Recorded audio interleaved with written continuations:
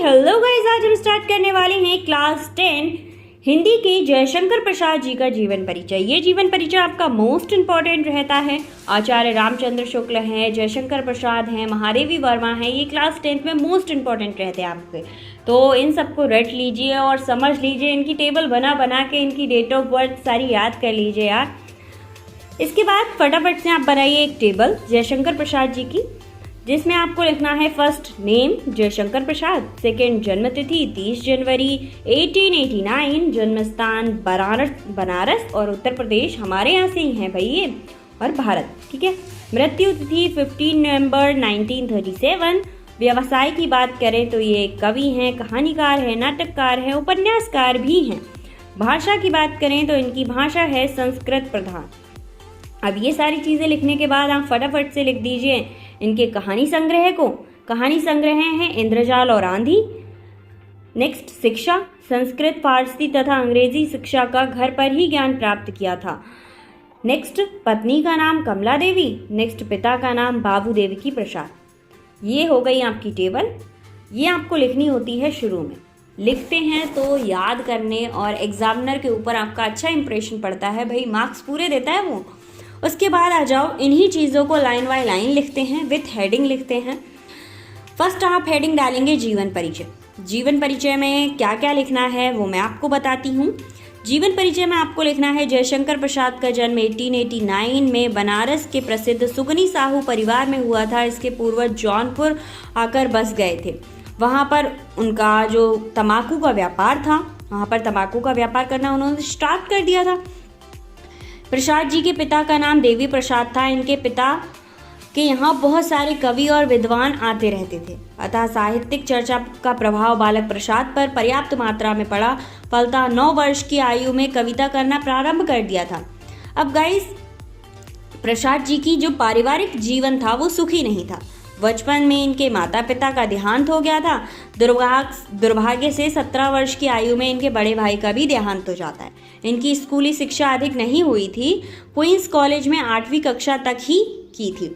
अब गाइज, जो मैंने दिया है आपको वो ज़रूर लिखना, क्योंकि क्या होता है स्टूडेंट्स इसमें से भी कट कर देते हैं। ये लिमिटेड पॉइंट्स दिए हैं मैंने आपको, इसमें से आपको कुछ भी कटिंग नहीं करनी है। एज इट इज़ ऐसा ही लिखना, कुछ भी कट मत करना। इम्पॉर्टेंट ही दिया है। 8th तक की जो एजुकेशन थी वो उन्होंने एक स्कूल से की थी। इन्होंने हिंदी, संस्कृत, फारसी और अंग्रेजी की शिक्षा प्राप्त करने के लिए वेद, पुराण, इतिहास, साहित्य और दर्शन शास्त्र आदि का स्वाध्याय से सम्यक ज्ञान प्राप्त किया था। इसके बाद आ जाओ फटाफट से साहित्यिक परिचय हेडिंग डालना। ऐसे ही हेडिंग डालनी है, ये नहीं कि बस लिखते जा रहे हैं।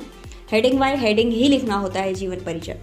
उसके बाद आपको लिखना है जयशंकर प्रसाद हिंदी साहित्याकाश के उज्ज्वल नक्षत्र हैं। वह कुशल साहित्यकार और बहुमुखी प्रतिभा वाले व्यक्ति थे। उनकी पारस रूपी लेखनी का साहित्य की जिस विधा से स्पर्श हो गया है वही कंचन बन गई है। जिसने श्रेष्ठ कवि हैं उतने ही महान गद्यकार हैं। गद्यकार के रूप में प्रसाद जी ने नाटक, उपन्यास, कहानी और निबंध सभी लिखे हैं। कवि के रूप में इन्होंने महाकाव्य, खंडकाव्य आदि की रचना की। छायावादी काव्य के तो आप जनक हैं, मतलब जो कौन है, जयशंकर प्रसाद जी हैं, वो छायावादी काव्य के तो जनक हैं। संक्षिप्त में प्रसाद जी सच्चे अर्थों में हिंदी साहित्य जगत के अक्षय प्रसाद हैं। इसके बाद लिखनी है आपको कृतियाँ गाइस। कृतियाँ हेडिंग डालिए। उसके बाद जितनी कृतियाँ मैंने आपको दी हैं वही लिखनी है। इम्पॉर्टेंट यही वाली हैं, और मैंने पूरा लंबा चौड़ा सा भाषण नहीं दिया है, कुछ लिमिटेड चीज़ें ही देती हूँ। प्रसाद जी बहुमुखी प्रतिभा के धनी थे। वे एक महान कवि, सफल नाटककार, श्रेष्ठ उपन्यासकार, कुशल कहानीकार और गंभीर निबंधकार थे। उनकी रचनाओं का संक्षिप्त परिचय इस प्रकार है। पहले लिखना है आपको नाटक, उपन्यास, कहानी संग्रह, निबंध संग्रह, काव्य संग्रह। तो ये ज़्यादातर जो राइटर होते हैं वो सारी सेम ही चीज़ें लिखते हैं। नाटक है, कहानी है, निबंध है, तो आपको हेडिंग डालनी होती है। उनके बाद उनके कुछ नाटक और ये चीज़ें लिख दीजिए। ये लिखना आपको ज़रूरी रहता है।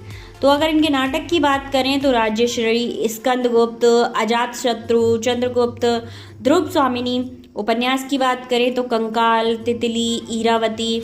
कहानी संग्रह की बात करें तो छाया, प्रतिध्वनि, आकाशदीप, इंद्रजाल और आंधी। निबंध संग्रह की बात करें तो काव्य कला और अन्य निबंध। काव्य संग्रह की बात करें तो चित्रधारा, लहर, झरना, प्रेम पथिक, आंसू, कामायनी, ये हो गए आपकी क्या कृतियां हो गई, जिसमें आपको सारे पॉइंट डाले हैं। नाटक, उपन्यास, कहानी, निबंध संग्रह, काव्य संग्रह। इसके बाद आ जाओ फटाफट से भाषा पर। इनकी भाषा कौन सी थी? प्रसाद जी की भाषा संस्कृत प्रधान थी, किंतु उसमें जटिलता के दर्शन नहीं होते थे। इसका कारण यह था उनकी भाषा भाव के अनुकूल है, उनका शब्द चयन समृद्ध और व्यापक था।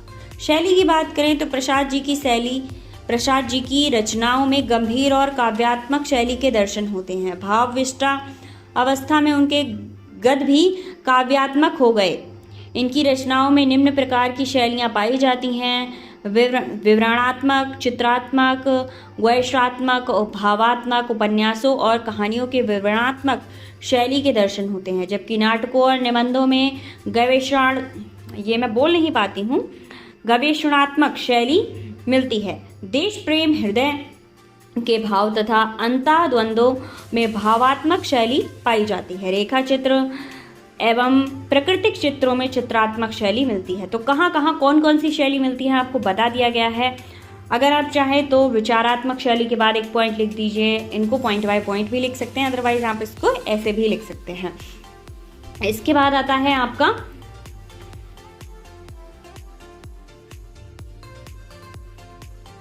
तो गाइज यहीं पर हमारा